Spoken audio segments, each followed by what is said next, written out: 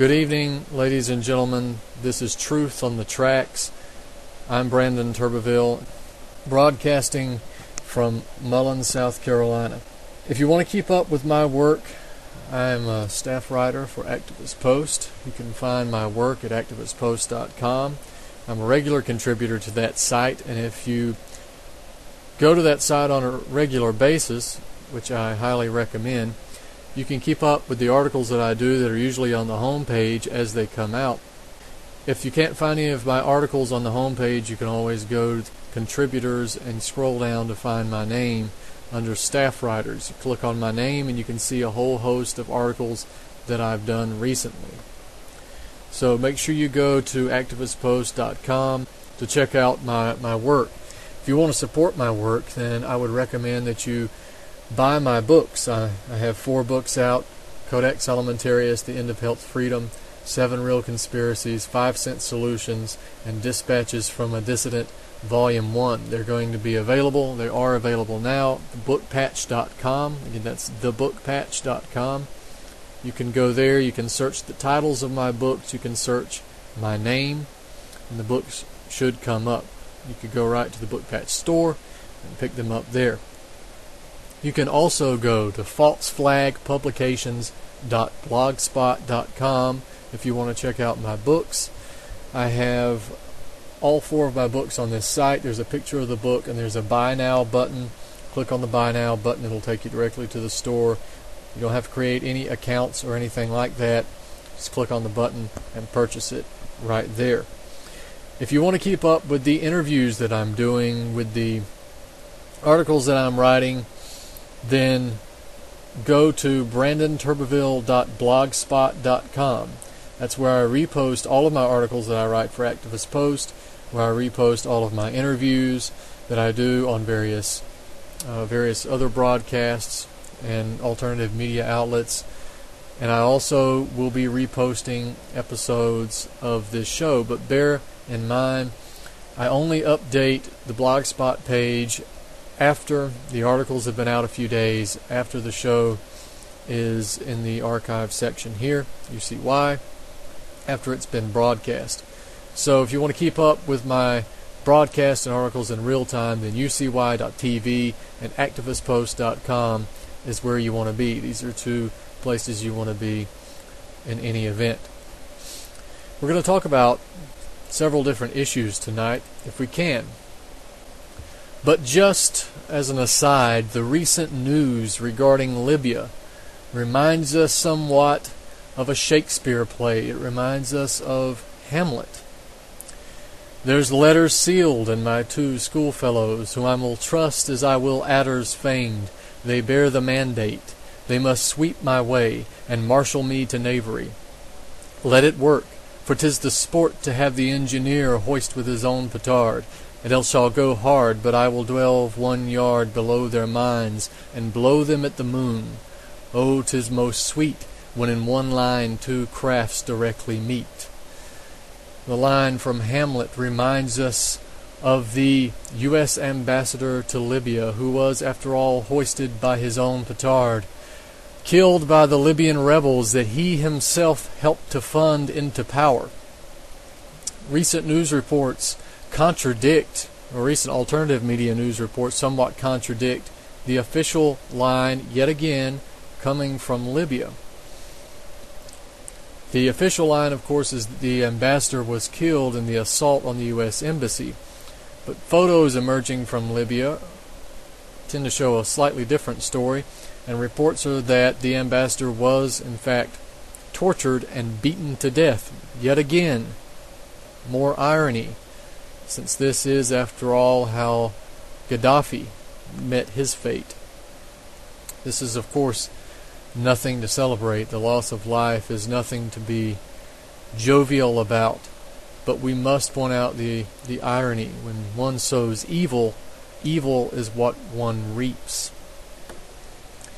So, with this in mind, let's take a look at the article 50 Marines sent to Libya after American diplomats killed, Egyptians fly al-Qaeda flag in Cairo, by Madison Rupert of InTheLie.com. He says, after today's events in Libya and Egypt, it will be much more difficult for the United States government and the controlled establishment media to continue to promulgate the false narrative of successful and peaceful revolutions. Of course, for those who were keeping up with these issues, it was clear that it was never about so-called democratic protesters or reform. This was reinforced by the quick recognition of the al-Qaeda-affiliated rebels in Libya and the funding of the Egyptian military dictatorship despite the countless human rights violations and genuine concerns of the people of Libya and Egypt.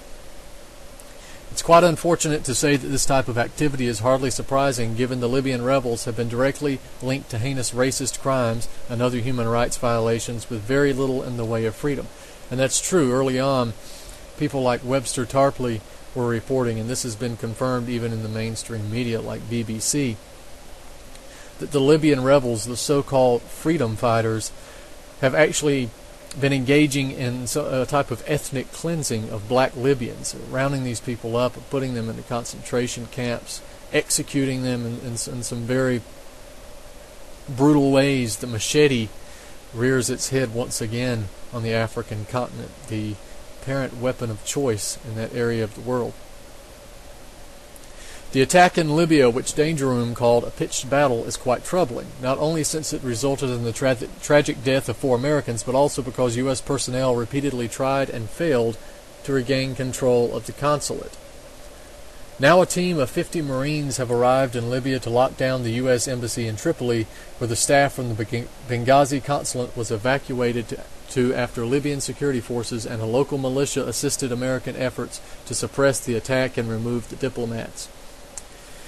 The incident is surrounded in much confusion, mystery, and misinformation, since much of what has been initially reported in the media on Wednesday has proven incorrect, and it was provided to reporters late Wednesday afternoon by Obama administration officials who would not speak for the record, according to Danger Room. The assault began around 4 p.m. Eastern Standard Time on September 11, 2012, and that is no accident. There are so many reasons that this is not an accident, that this attack and this murder occurred on September 11th. Of course, we know that September 11th is a very important day in certain occultic communities, and we also know, given the history of 9/11, that resurrecting the fears of terrorism, of fundamentalist Islamic terrorism, are quite it's a wound that's not yet been healed, and it's easy to play on the American people's fears regarding Islamic terrorism. Of course, there will be no mention in the mainstream media that these same fundamentalist Muslims, these terrorists, these Al-Qaeda killers, were funded and supported and continue to be funded and supported by the United States government, by NATO,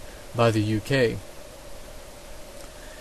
The assault began around 4 p.m. Eastern Standard Time on September 11, 2012, when a group of unknown Libyans began their attack on a group of buildings currently being utilized by the U.S. State Department as their consulate in the former rebel stronghold of Benghazi.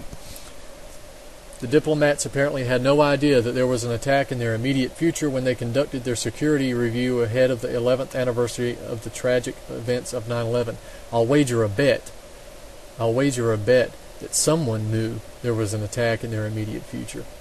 But I grant you that it wasn't the diplomats.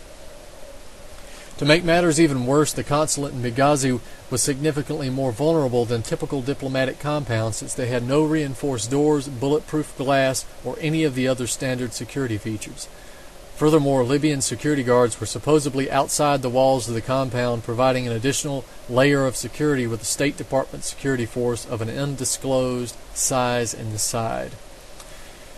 The attack involved small arms fire and set the main building ablaze, killing 4 people, including Sean Smith, a Foreign Service and Information Management officer assigned to the consulate, who made quite interesting statements to a member of his online gaming guild before he was killed.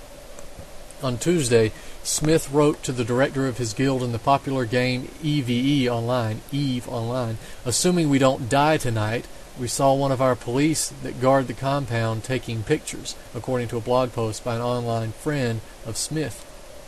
According to Danger Room, The consulate was under siege, and within hours a mob would attack, killing Smith along with 3 others, including the U.S. ambassador. If Smith rightly identified one of the so-called police guarding the compound taking pictures of the facility, it very well might indicate that the Libyan security forces, at least those in Benghazi, are working with those who actually carried out the attack. Of course, we have no clue who they actually are at this point, nor do we know what their motives are, and if it will be an isolated incident.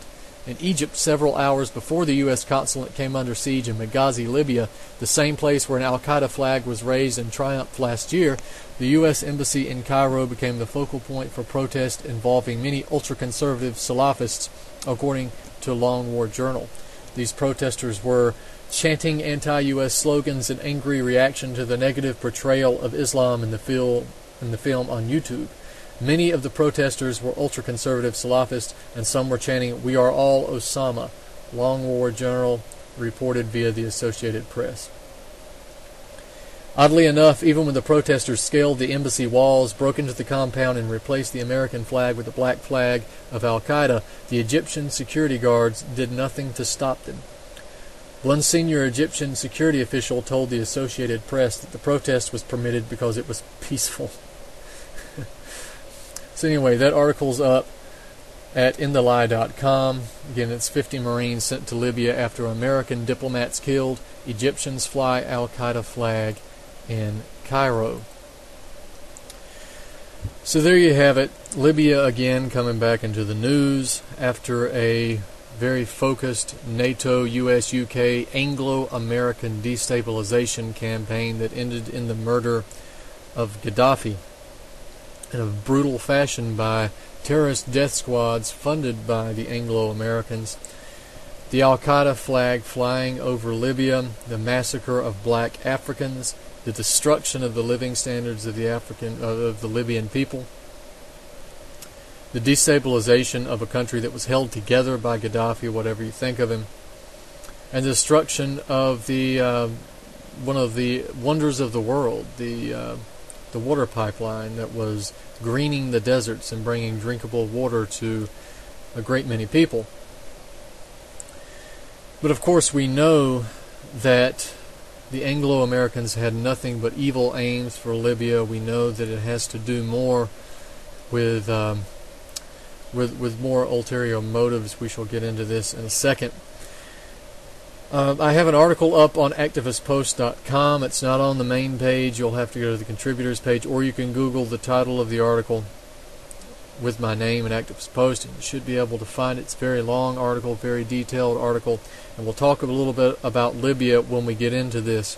In regards for the recent, or we should say, the wars in the last 10 years. These are the post-9/11 wars, Anglo-American wars. We are in a post-9/11 world, after all, where al-Qaeda is used to take all of your freedoms. You can't have a First Amendment, Fourth Amendment, Second Amendment, any amendment here in the United States. You can have no privacy. You can have no right to protest or speak your mind.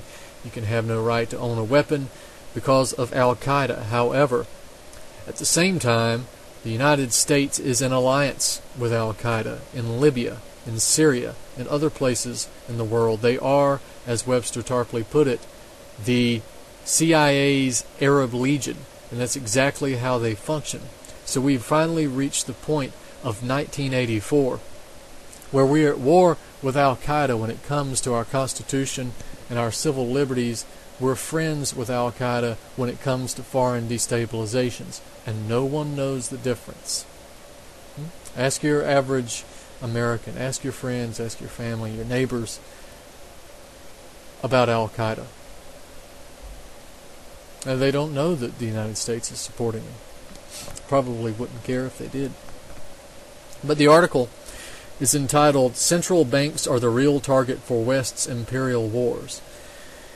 Now, I will say that I don't necessarily believe that the central banks are the sole reason for the post-9/11 wars that the United States has been engaging in.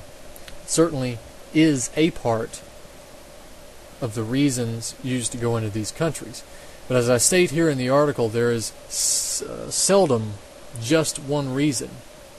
for any action taken by the Anglo-Americans, by the New World Order, by the globalists, whatever name you want to give them. So we'll jump into this here. With any move made by the globalist controllers and their surrogates of the Anglo-American NATO strong-arm, it is safe to assume that there is rarely only one reason for the implementation of any given plan. Thus, the wars of conquest and aggression raging in the Middle East, Eurasia, and Africa are by no means working toward one purpose alone.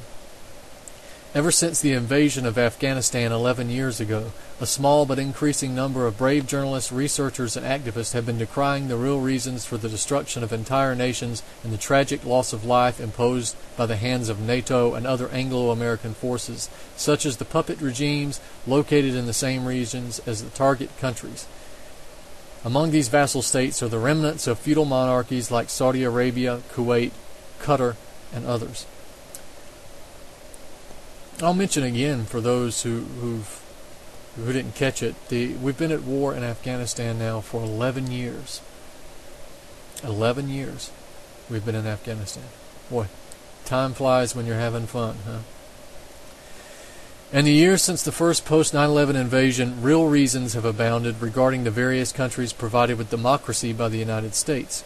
These reasons include vast oil reserves, oil pipelines, opium fields, strategic positioning, no-bid contracts for the defense industry and military-industrial complex, and mineral deposits. I did an article some time ago about the vast mineral deposits. It was said in, I think it was the Council of Foreign Relations, that Afghanistan could and probably would someday become the Saudi Arabia of lithium. And we know lithium is a very important mineral that's used in telecommunications devices, meaning cell phones, which everyone has, to give them brain cancer, like Sheryl Crow. There's an article up now. Sheryl Crow is now been diagnosed with brain cancer, and she is blaming cell phones. Yeah, well, they are one culprit, are they not? Yet, as mentioned above, there is rarely only one reason for such an undertaking of military force. However, there is one reason for military intervention that is rarely discussed, even in the alternative media, in this context: the goal of total domination by the private central banking system. It is true that both debt and the control of currency is one of the most effective means of enslaving an entire population without their knowledge. Continually chasing financial freedom with no ability to pay off debt and save for the future ensures that a sizable majority of the population will not have the means, time, or energy to resist the totalitarian methods imposed upon them. Likewise, it is true that by controlling a nation's currency, one essentially controls the nation. Governments who are beholden to third parties and private banks for their money are not governments at all. They are receiverships existing solely at the pleasure of the controlling oligarchy.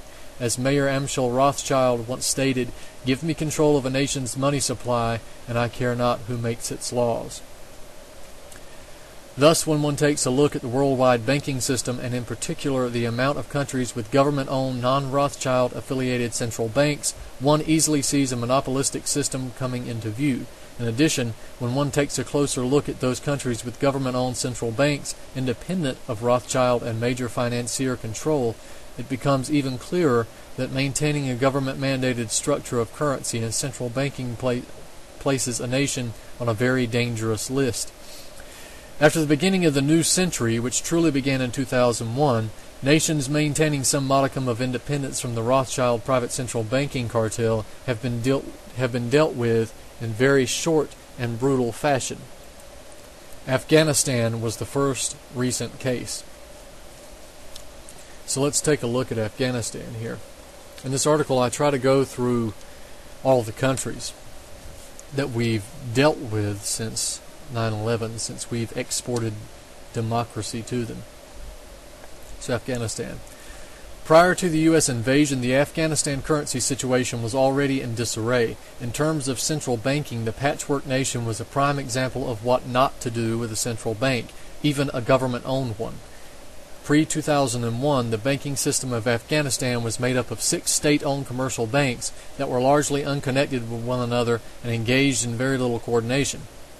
Because the state-owned banks were used to fund the government entirely at the whim of a corrupt leadership of tribalists with little understanding of effective central banking, and because Afghanistan had spent the better part of the second half 20th century in a state of war, the Afghan currency had become virtually worthless. The banks lacked connectivity, reliable information on assets and liabilities, and did not follow commonly agreed and accepted accounting standards. Minimum capital requirements were set out in the 1994 law on money and banking, but risk assessment systems that would remotely resemble modern banking were missing. It's according to the IMF report that was put out in 2003. That was a direct quote. Should have introduced that better. But you can find a link to that IMF report right there in the article. Continues, the IMF report continues, non-performing loans were not written off and no provisioning was made for them. Managers were political appointees with little or no banking experience. Knowledge and capacity of bank staff were low. The operation of commercial banks had been hampered during the Taliban era as banks were not allowed to pay or to charge interest in line with Islamic law. Islam has a law against usury, which is why banking has been an issue in Islamic countries for some time, especially non-Rothschild ones. Back to the IMF report. As a result, banks had ceased all lending activities which had moved into the informal sector. Nevertheless, the banks had substantial assets, primarily real estate, on their books. They were solvent, and some earned income from foreign currency deposits held abroad. Now, the IMF report itself provides a footnote where it says, due to UN sanctions, commercial banks' deposits abroad were frozen during the Taliban period. So that's somewhat relevant. Back to my article. The makeup of the Afghan banking system began to change shortly after the invasion, however. In 2003 and 2004, after much of the country had been thoroughly secured for the establishment of institutions recognized by the invaders as vital, various banking laws and regulations were put into place. Perhaps the most important was the February 2004 law known as the DAB, or Law of Afghanistan Bank. The DAB established the authority of the new Afghanistan Central Bank, Afghanistan Bank, to regulate and supervise all other banks within the country, as well as having control over monetary policy. In conjunction with the DAB, the September 2003 banking law also established the ability of Afghanistan Bank to regulate and monitor commercial banks operating inside Afghanistan, and was the original piece of legislation that authorized commercial banks to operate inside the country to begin with. Shortly thereafter, in a nation where private and state banking was both ineffective and scarce, the IMF states that the banking industry grew rapidly after the Taliban was deposed. Oh, of course it did. According to the IMF's own statistics, by 2008, banking assets were clearly flowing up to a relatively few large private banks who are amassing most of the banking business among themselves. The IMF report states, as of March 2008, the two largest domestic private banks accounted for almost 50% of total banking system assets. The combined loans of these two banks were 70% of total commercial bank lending. Obviously, Afghanistan has seen a trend of centralization and upward mobility of assets to the largest private institutions swooping down upon the war-torn nation. What is more striking, however, is the fact that Afghanistan Bank, the central bank of Afghanistan, is responsible for settling the monetary policy of Afghanistan. This is key because it would seem that the Afghanistan government should be in control of monetary policy, not a bank independent of government control or government oversight.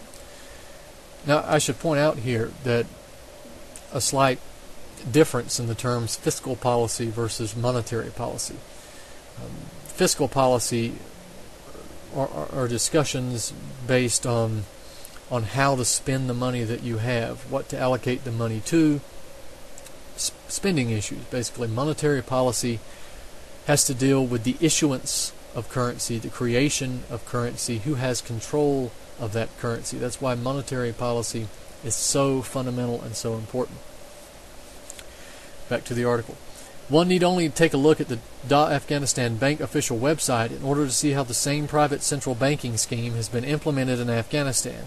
Under the section entitled Basic Task of DAB, the bank states that its duties are to formulate, adopt, and execute the monetary policy of Afghanistan. Nowhere is there mention of oversight by the Afghan government. The law of Afghanistan Bank, which was mentioned earlier, explicitly states that the responsibility of the Afghan Central Bank are to formulate and adopt the monetary policy of Afghanistan, including the open market operations by Afghanistan Bank, the interest rates for discounts and loans by Afghanistan Bank, and the types and levels of reserves that banks are required to maintain with Afghanistan Bank. It should be noted that these responsibilities are presented as those of the Supreme Council, the governing board of Afghanistan Bank, along with the Comptroller General. Furthermore, it is the job of the bank to print and issue Afghani banknotes and coins, another clear responsibility of any government that is to remain independent of the control of private bankers. In addition, it is a stated goal of the central bank to, quote, act as a banker and advisor to, and as a fiscal agent of the state, unquote. The implication here is that the central bank, while often accommodating the state, is not subservient to it, nor is it bound by any control of the Afghan government. By acting as the banker of the state, it is also safe to assume that loans made to it are not of the interest-free variety. It is much more likely that the central bank functions exactly as the U.S. Federal Reserve, meaning that it is both independent of government control, responsible for the issuance of currency, and approves loans at interest to a government entirely capable of doing all of the above at virtually no cost. Now, of course, we all know the second target was Iraq. Remember, the first claims that we had to go into Iraq were because Saddam Hussein was behind 9/11. That Saddam Hussein had connections to Al-Qaeda and bin Laden. It was parroted by the mainstream media. And then it was even admitted by Bush. Even Bush said that he never said that Saddam had any connections to bin Laden. Yet, even today, in 2012, you'll still get people who claim that there was indeed a connection. Of course, the second claim was that there were weapons of mass destruction, that we had to go in. It was an imminent threat that we had to go in and depose Saddam and get control of the weapons of mass destruction. Obviously, they were never found. And now the third reason that we were given for the invasion of Iraq, and this is still up in the air, it changes as the wind blows, was that Saddam was a horrible guy. He was a bad guy. And we had to go free the Iraqi people. Not, of course, the Saudi Arabian people, who live under a very brutal dictatorship, under a feudal monarchy. Saudi Arabia, to my knowledge, still has slavery in 2012. But of course, we didn't have to go free them, and we still don't. But I would imagine, as a warning to the Saudi Arabian government, the viceroys of the Arab world, that I'm sure their day is coming. I'm sure that the Saudi royalty will not be left in place for much longer. It only has to look at its neighbors to realize its own fate. Of course, Saudi Arabia now has a legitimate protest movement going on in that country, and we've seen the Saudi Arabian government respond as they always do, with extreme violence, with extreme disregard for human life and freedom. And we've seen the United States government respond in likewise typical fashion with nothing to say. They're more worried about Assad. They're more worried about the most tolerant, most religiously tolerant nation in the Middle East. How horrible Assad is. We'll get to Syria in a second. Back to the article. Iraq is yet another case where private central banking could be argued as a major factor in the decision to invade. It is also another example of poorly executed central banking prior to that invasion. In all fairness, however, it should be noted that Iraq has only enjoyed a sliver of opportunity with which to experience growth since its inception.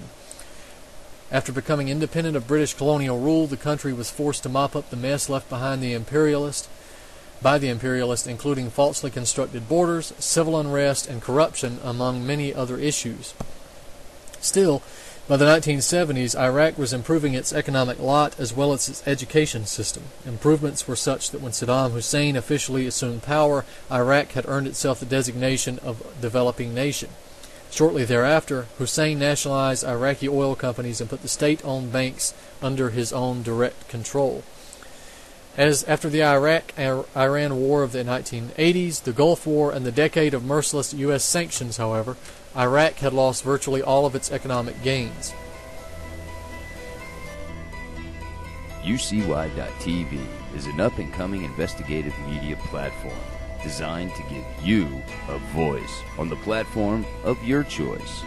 Video, live radio, podcast, just to name a few. To learn more on what UCY can offer and how you can be a part of UCY.tv, simply email us at contact.ucytv@gmail.com. That's contact.ucytv@gmail.com.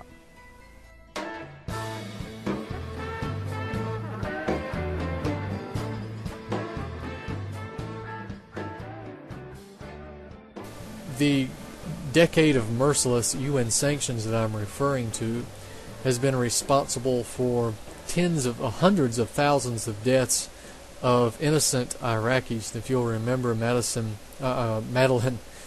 Albright, when she was asked about the death of the innocent Iraqi people, she stated that it was a price that it was worth it. The loss of life was something that they decided was worth it. You can go look that up, get her direct quotes on that. I'm paraphrasing. The Iraq-Iran war itself depleted many of Iraq's reserves, while the Gulf War further damaged the state of the nation. Because the UN sanctions forced Iraq to move their own currency printing machines that were greatly inferior to those of the nations being previously used, the Iraqi currency became subject to increased level of counterfeiting, thus compounding the problem. I think their currency was printed somewhere like Norway or Denmark at some point before the UN sanctions. However, although Hussein had assumed direct control of the semi-central banking system, the fact remained that the banking system was not privatized. Indeed, there were very few private banks operating in Iraq up until the point of the U.S. invasion in 2003. From the very beginning of the invasion, it was clear that forming a privatized central bank for Iraq was a major goal of the United States and its coalition of the willing.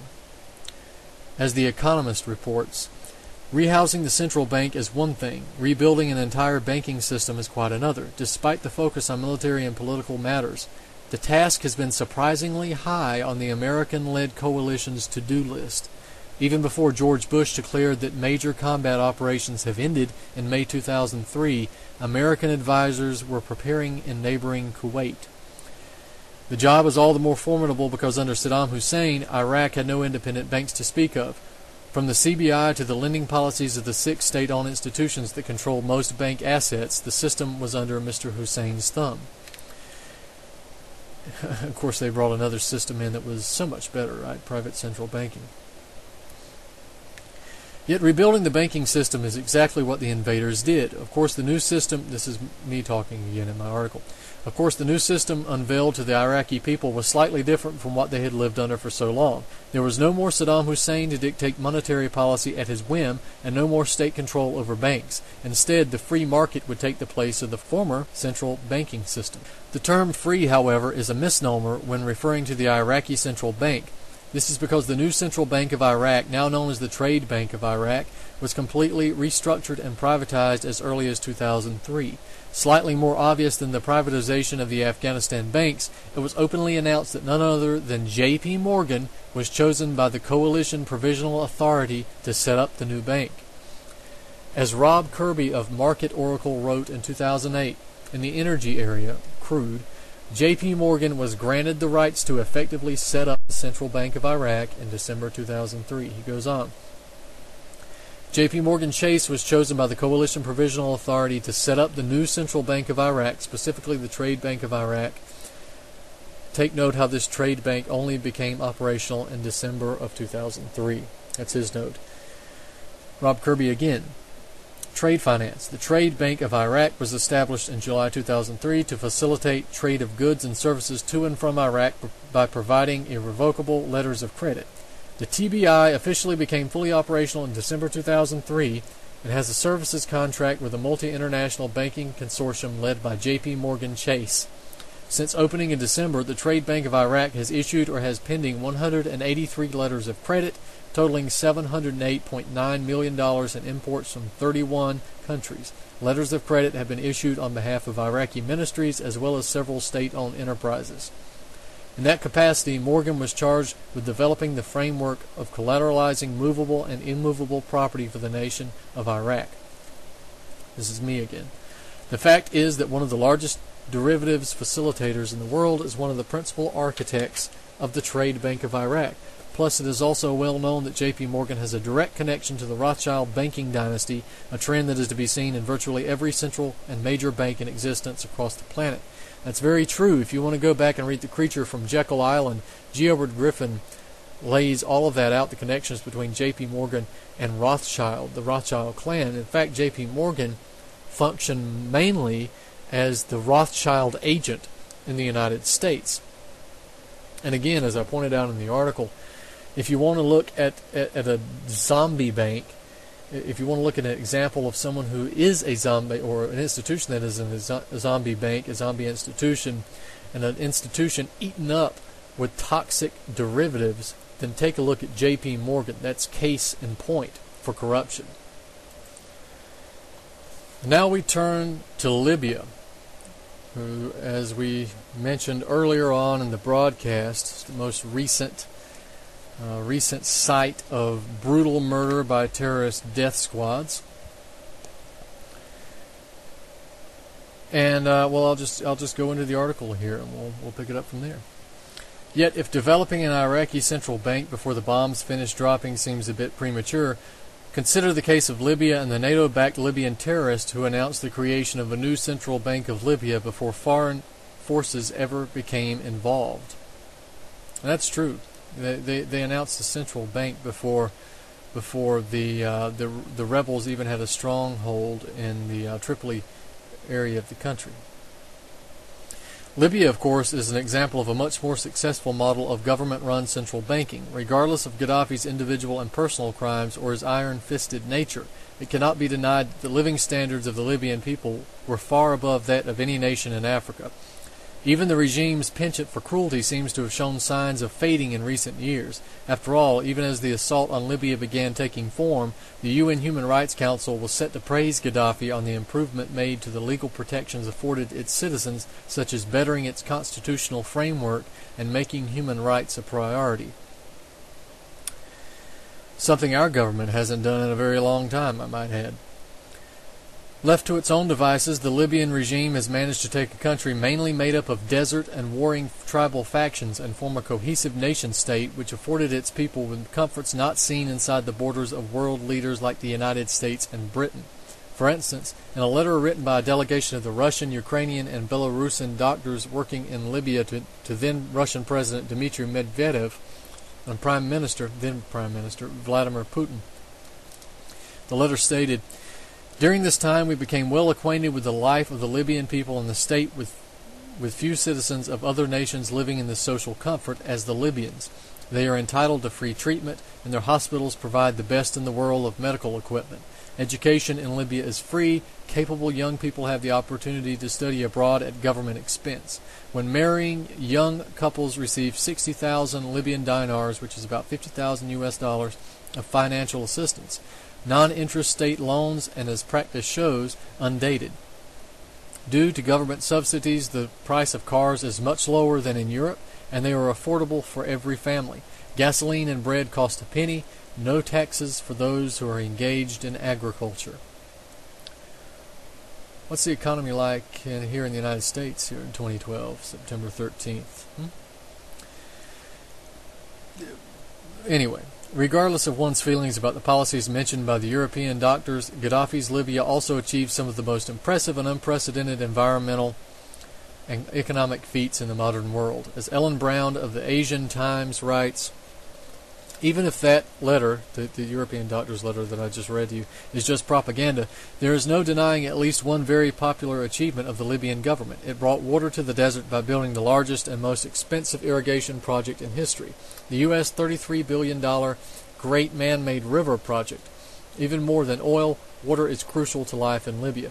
The GMMR provides 70% of the population with water for drinking and irrigation, pumping it from Libya's vast underground Nubian sandstone aquifer system in the south to populated coastal areas 4,000 kilometers to the north. The Libyan government has done at least some things right. This is me again. This entire expedition was made possible by the fact that Libya maintained a central bank that was completely state-owned. Prior to the success of the peaceful Libyan protesters, some proved to be al-Qaeda extremists with the help of the United States, France, and the rest of NATO, Libya created its own money, the dinar, through its central bank. Unlike free nations, such as the United States, which has farmed out its constitutional responsibility to private banks, the Libyan issuance of currency was an entirely government-based affair. This is very important to point out, by the way, that central banking is not in and of itself evil. Central banking is a very positive thing if the central bank functions as a wing of the government, if it's the government that is creating and issuing its own currency. You see, under a private central banking system, the private central bank determines the monetary policy. It loans to the government at interest, at compound interest sometimes. Your government is borrowing money at interest when your government could manufacture its own currency or borrow, and I put that in quotes, its own currency for free with no interest. Imagine the possibilities of a country that issued its own currency for infrastructure, for defense, for social safety net programs, and so forth, that didn't have to answer to private central bankers like the Federal Reserve.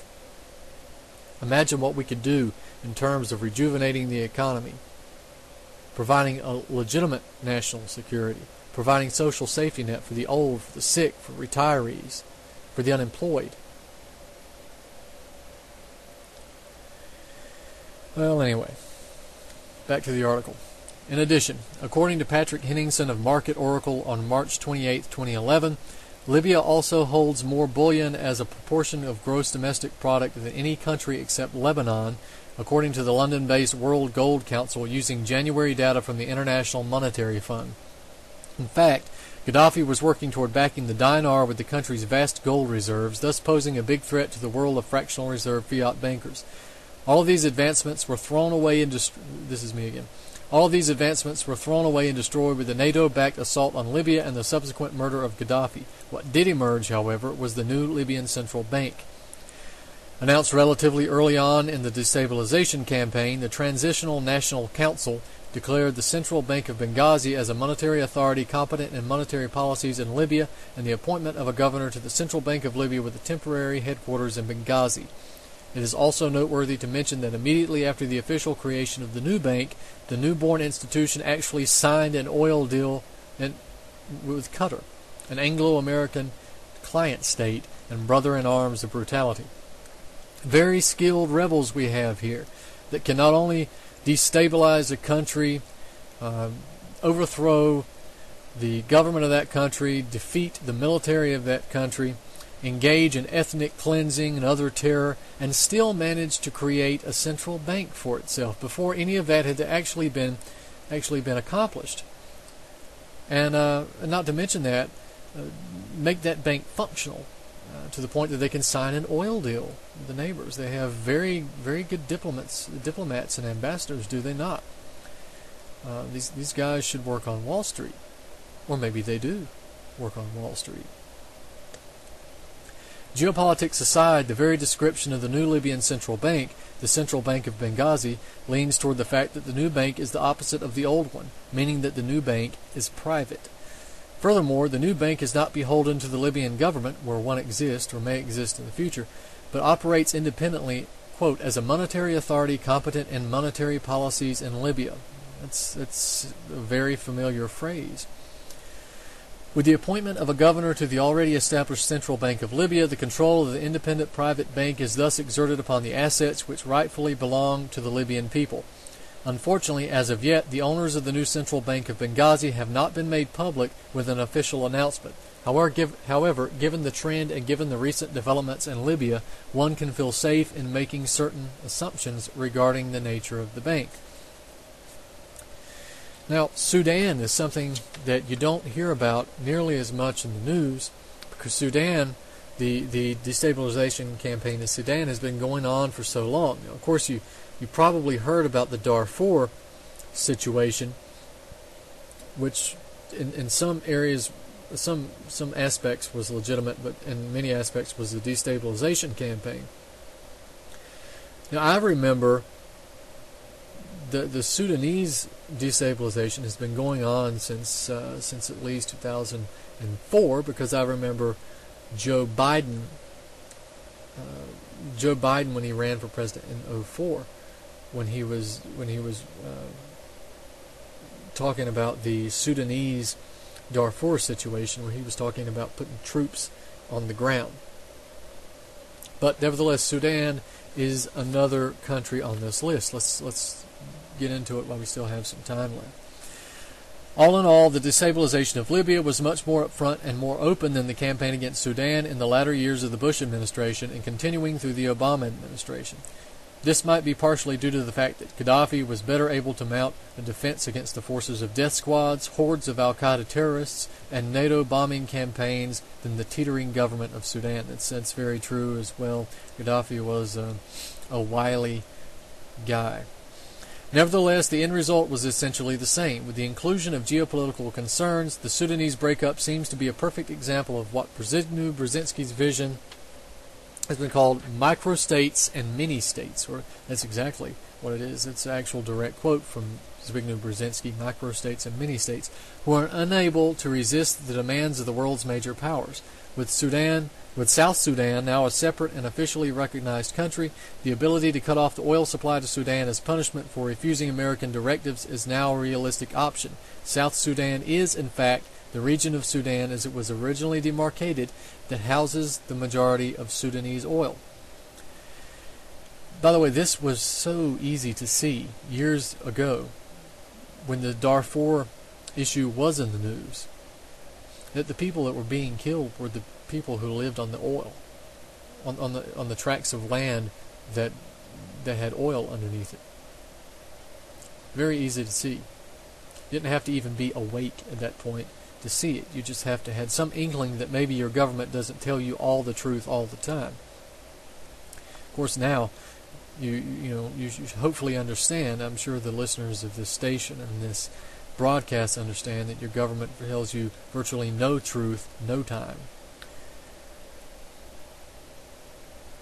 Regardless, it wasn't very difficult to see even back then. Back to the article.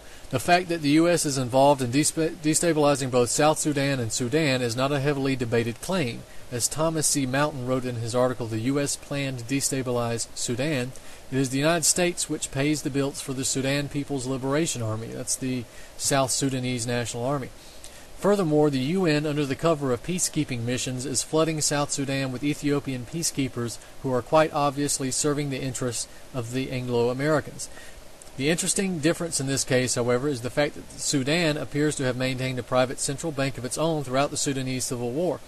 Indeed, Warren Coates, the senior policy advisor to the Bank of Southern Sudan in 2007, wrote in his report, A Monetary Policy Framework for Sudan, that the current policy of the Central Bank of Sudan was the control of the money supply. Coates states, and this is his report, the next section of this paper presents a framework for control of the money supply by a central bank operating in or wishing to promote a market economy and adopting market-determined exchange rate. This is more or less the policy regime adopted by the Central Bank of Sudan. That's important.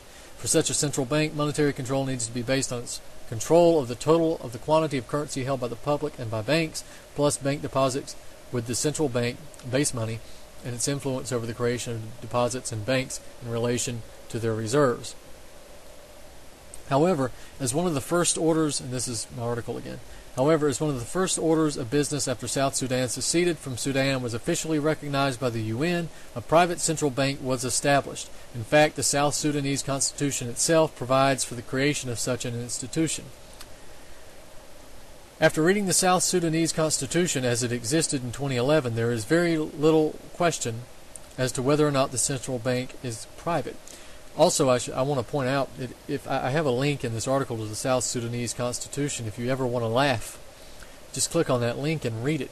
Not only is there little question as to whether or not there's a central bank that's private, there's very little question as to whether or not the South Sudanese have any rights. The Constitution reads basically as a list of things that the government could take away in the event of an emergency. The country was formed in the event of an emergency, of a civil war, and a destabilization. They have no rights. Under the Constitution, they have no rights. I guess this is based on the UN Charter. The document states that the central bank will be called the Bank of South Sudan and that it will be, quote, an independent corporate legal entity, unquote. The Constitution goes on to state that the bank will be responsible for, among other things, quote, formulation, conduct, and implementation of monetary policy and the issuance of currency, unquote. The bank has, quote, exclusive right to issue a currency, unquote, and has an organizational structure very similar to the U.S. Federal Reserve with the governor and board of directors appointed by the president. But of course these few countries here, Iraq, Afghanistan, Libya, Sudan, these countries are just a few of the ones that have been attacked in some way, shape, or form since 9/11. These are not the only countries that have been attacked. They're not the first countries that have been attacked. They're not the last. Or I guess that I should say that they have been the first since 9/11, but they certainly won't be the last. In the article, I go on to talk about future and current targets, and while we still have some time left, I'll try to get to some of these. With all of the lives lost, military action taken, and money spent, if central banking is in fact one of the main reasons for such operations, it would do well for us to take a brief look at those nations which currently exist without the curse of international private central banks. This should be done in an attempt to connect the dots and predict future military or intelligence acts of aggression. While it would be impossible to provide a comprehensive study on the status of the banking system of every country in the world, the relevance of private central banks can, at the very least, be investigated for those nations who are the current targets of American military might. Now, who is a current target? Who is more obvious of a current target than Syria? So going into Syria. In this case, the most obvious and recent victim of the U.S. NATO juggernaut is the embattled nation of Syria. So far, the most religiously tolerant nation in the Middle East has been forced to endure NATO-backed death squads and savage terrorists, aka peaceful protesters as defined by the Western media, Western sanctions, direct aid to the destabilizing agents by NATO forces, covert operations by British and American intelligence agencies, as well as French special forces in Syria, and now the growing potential for direct NATO military action. Coincidentally, Syria is one of the last nations left in the world that maintains a government-owned central bank. This fact has been the cause of some consternation from the International Monetary Fund. In fact, in 2006, the IMF actually published its annual Article 4 consultation report regarding Syria's economic developments. Among the recommendations made by the IMF in the report were suggestions of changes to the Syrian banking system. The IMF report reads, progress toward this medium-term goal should start by having the central bank gain full control of existing direct instruments. The central bank should have the right to decide on credit ceilings and credit policies of banks with a view to ensuring a pace of credit and monetary expansion consistent with maintaining price stability while fostering economic activity and employment. It says it should, remember. That's the operative word, should. Banks have to abide by all prudential regulations. Beyond this, the role and responsibilities of the central bank and the Ministry of Finance in exercising oversight on the banks should be clearly defined. While the government could play a lead role in choosing the board and the management of public banks, the CBS should have the authority to evaluate and approve banks' policies and procedures related to the credit and investment. This is back to the article, my article again. Clearly, if these are the responsibilities the IMF believes the Syrian central bank should have, then it logically follows that they are responsibilities it does not have currently. All in all, the Syrian banking system largely consists of 4 state-owned banks and 14 private banks, mostly foreign banks providing services to the private sector inside Syria. For at least 40 years, the state itself has maintained a total monopoly on the Syrian banking system. Even when that total monopoly was broken, it was not in the form of the privatization of the central bank. It was merely allowing private banks to operate commercially inside the country and all. In other words, the nation of Syria has government-owned banks, and the banking revolution that occurred in Syria was not that it privatized its central bank. It's just that it allowed commercial banks, private commercial banks, to operate inside Syria at all. It's interesting too that the IMF would publish such a report about the banks of Syria, the government-owned banks of Syria, because it's the IMF who has a dog in the fight. Let's say the IMF is very much interested in privatizing central banks. So keep in mind Egypt, who just came through the destabilization campaign and the coup supported by Western intelligence and foundation operatives and so forth, is now taking IMF loans, even under the Muslim Brotherhood. I've only got a few minutes left, so we'll go into Iran. Nevertheless, while Syria is the most immediate target of the NATO war machine, it only wins that distinction by a thin margin. Iran, even in some mainstream outlets, remains a close second. Indeed, in most educated circles, it is understood that Syria is merely a stepping stone to the larger goal of an invasion of Iran.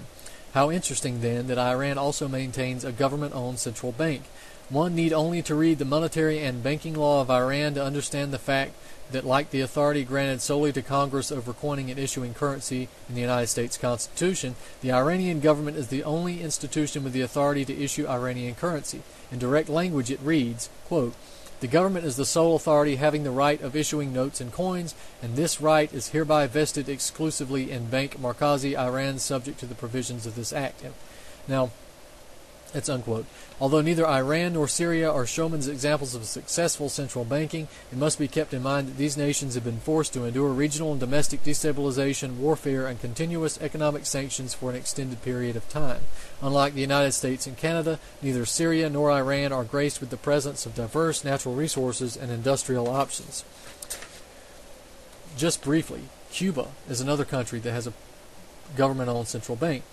Likewise, Cuba, which has managed to stay outside the scrutiny of the mainstream media propaganda efforts in recent years, also maintains a 100% state-owned central bank. Yet even though the Cuba card has yet to be played in recent Anglo-American endeavors, the tiny nation remains designated as a dangerous threat to the United States and democracy the world over. Indeed, it is safe to say that Cuba's Castro regime has not faded from the radar screen of the Rothschild banking dynasty or the enforcement arm of that dynasty known as NATO in the United States. Lastly, it is interesting to note that the model totalitarian state for the world under the coming global system, North Korea, lacks in only one thing: a private central bank.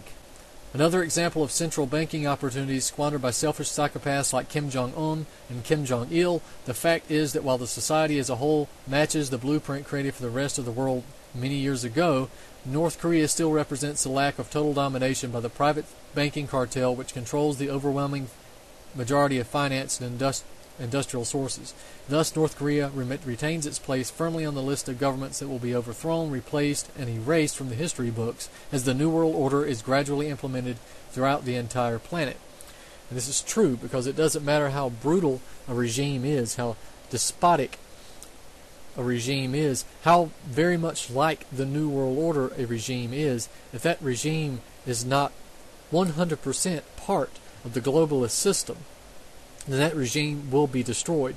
There is no room for disagreement here in this global New World Order system. There is no room for cowboys. There is no room for so-called rogue governments. There is room for only one. The conclusion of the article reads, as stated at the beginning of this article, when one discusses the reasons for military action, invasion, and occupation from the point of view of the globalists who direct such operations, there is seldom only one reason for any given action. However, when one considers the information presented here, it would be foolish to rule out the motivation of the imposition of private central banking upon the last few holdouts. Indeed, one need only look to recent history and the targets of U.S. NATO military operations to see a distinct pattern. Afghanistan, Iraq, Sudan, and Libya were all countries outside the clutches of the international banking cartel, and they are all countries which have been attacked, occupied, and fractured by U.S. NATO power, usually based on fabricated excuses. At the time of this writing, Syria, another country with a state-owned central bank, is likewise being subjected to the Anglo-American onslaught. Although experiencing the political and financial ramifications of even the slightest resistance to global banking interests, Iran, Cuba, and North Korea are only waiting to be checked off the list in both a literal and figurative manner. Again, if you want to check out this article, it's up on Activist Post. Its central banks are the real target for the West's imperial wars. You can Google that with my name behind it, and you should be able to pull it up. We're running out of time. Hopefully you'll join me next week. This is Brandon Turbeville, and this is Truth on the Tracks.